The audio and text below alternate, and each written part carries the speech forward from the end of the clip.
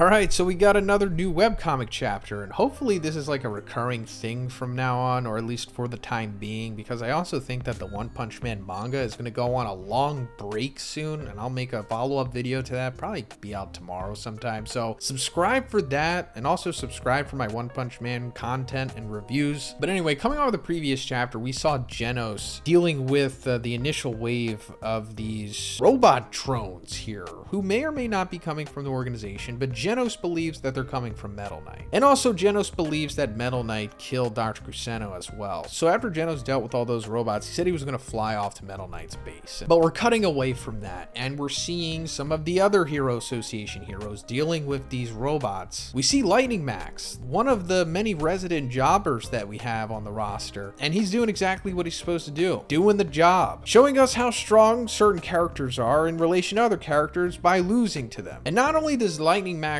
lose, but he gets his freaking legs blown off by these drones. Yeah, this is a crazy development. So Lightning Max not only realizing how inferior and helpless he is, not only to save himself, but the civilians here, but he's getting his legs blown off in the process. But all hope is not lost, because our boy MUMEN Rider shows up, saves the day, taking the blast point blank to save Lightning Max here. And this is just, of course, not affecting MUMEN Rider at all. And if you're confused by this, or just forget why MUMEN Rider is so incredibly powerful in this chapter, it's because he received a crazy upgrade. And it goes back to chapter 138, because we saw MUMEN Rider coming to save some people from a monster, and I guess this is like the lightning version of Deep Sea King or whatever. But yeah, he gets crushed by this monster almost to the point of death, and then suddenly MUMEN Rider's new armor activates, and he's just unbelievably powerful. Like, he just one-shots this guy with a justice uppercut, and he could be demon, could be dragon. I don't know if we ever get a disaster level in this guy, but he's pretty powerful. But while this was all happening, we had like this congruent flashback, and it shows us that this armor was given to MUMEN Rider by Excel and the Hunters. And it's because MUMEN Rider actually inspired Excel and the Hunters to become heroes, or vigilantes that later became heroes. But Excel tells MUMEN Rider that it's a specifically built battle suit.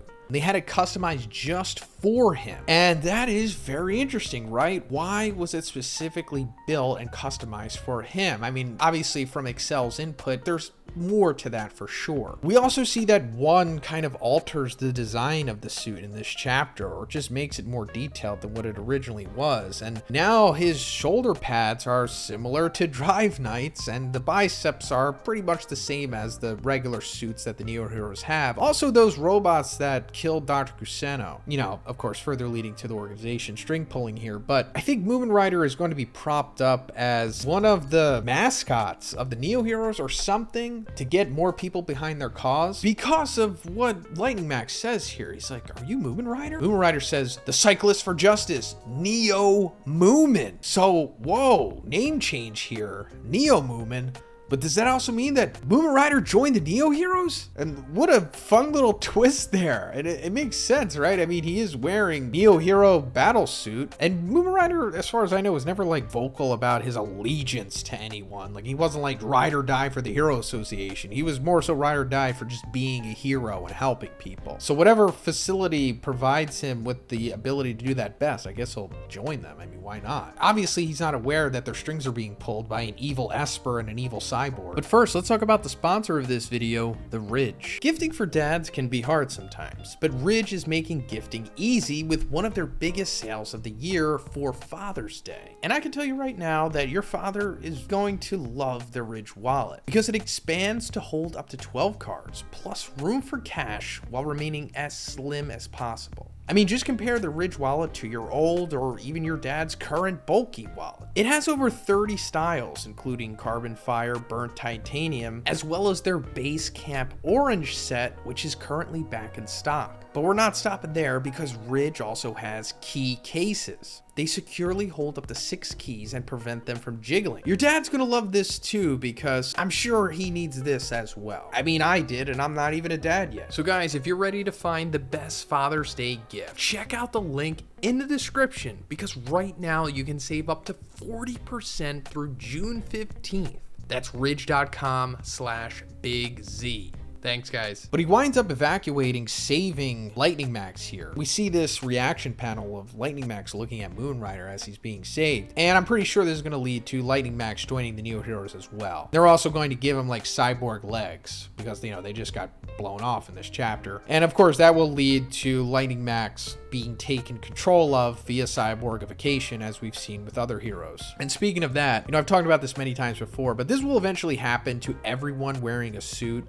Not necessarily the cyborgification, but they will be taken over and forced to fight against their will. We saw it teased with Suiryu going against Garo, and it's just kind of like the MO of the organization. And, you know, there is a reason why they're all given these suits and why there's such high incentive to have the suits in the first place. And that's going to be so much fun when we see like forced heel turned MUMEN Rider here. Like, I would love to see MUMEN Rider forced to fight against the S-Class heroes, and he actually beats some of them because of how powerful he is. But going further into the chapter, we see this recurring theme of like the Hero Association heroes just being useless and becoming somewhat of a liability because they're responding to more of the robot army here. And we see one of the Neo leaders, A, coming up, and he's like, I want all of you to be aware in these circumstances, the Hero Association will only get in the way. And that's pretty much true. Like, if you're not an S-Class hero at this point, you're just kind of waiting to die. And in another fun little turn here, we see some former B-Class heroes have now joined the Neo heroes as well. We see Heat Edge, Locust Man, and Poison Punch. Also going back to chapter 138, we saw these guys taking on some monsters while they were still B-Class heroes. And of course, they were not strong enough to do anything against them until the Neo heroes eventually showed up and saved the day, you know, further showing how inferior they are. But not only that, Blue also showed up to this battle and just one-shotted through this dragon level Master King monster. And Blue is like, hey, good job keeping the invaders at bay. I'll go ahead and clean the rest up, you know, talking to the B-Class heroes here. And he notices that Heat Edge's sword was broken in the battle. And he's like, yeah, hey, here, take this laser sword. I got plenty of these. So that was pretty much the turning point for them. They were like, wow, the Neo heroes are awesome. The Hero Association kind of sucks. So yeah, it makes sense that they are now part of the Neo heroes. And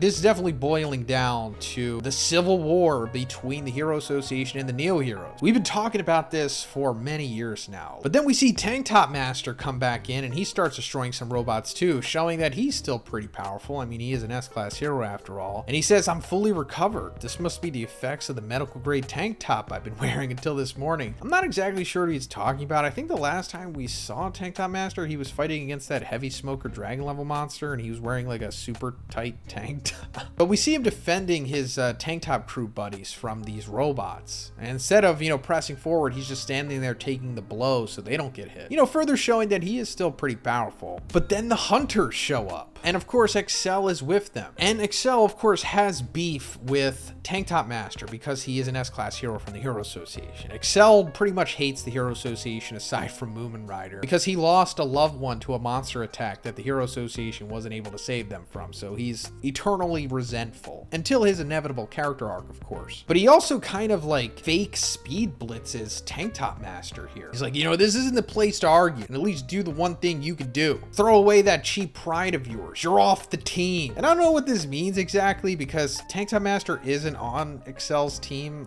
unless he just means like being a hero in general. And this fully demoralizes Tank Top Master. He hasn't had the realizations that he's had in the manga. Now, I don't know if this means that Tank Top Master is going to join the Neo heroes, but he is approaching some kind of monumental character arc eventually. I don't know if it's going to happen in this arc or in the final arc, but it's coming. Then we see how powerful Excel is, and you know, he slices up these robots really easy, similar to what Genos was doing, but not as extravagant, but just showing that Excel is pretty powerful, at least with the suit on. He's probably dragon level. I mean, he has to be somewhat strong because I do think that he's going to fight against the S-Class heroes, so he has to be somewhat comparable in strength to maintain the stakes. And then we come to the final page here and we see some more foreshadowing. In order to survive, mankind needs a new hunting power. And from here on out, the number of heroes in the world will increase thanks to the Neo Heroes technological offerings. And we hunters will fight on the front line until the time comes when people seize that future. Unlike the heroes, we are fighting so that all of humanity will become strong. And we see just normal civilians wearing the battle suits, even like grandma. This is hilarious. But this is just showing what the organization ultimately wants. And it's for all people to wear these suits so that they are in control of every single single person on Earth. And like I've also talked about before, this is also a trickle-down effect of what God ultimately wants. There's like 3 paths to God coming back and controlling and consuming the Earth. He tried it originally with monsters, and the Monster Association kind of failed for now, but now he has the cyborg way, which is,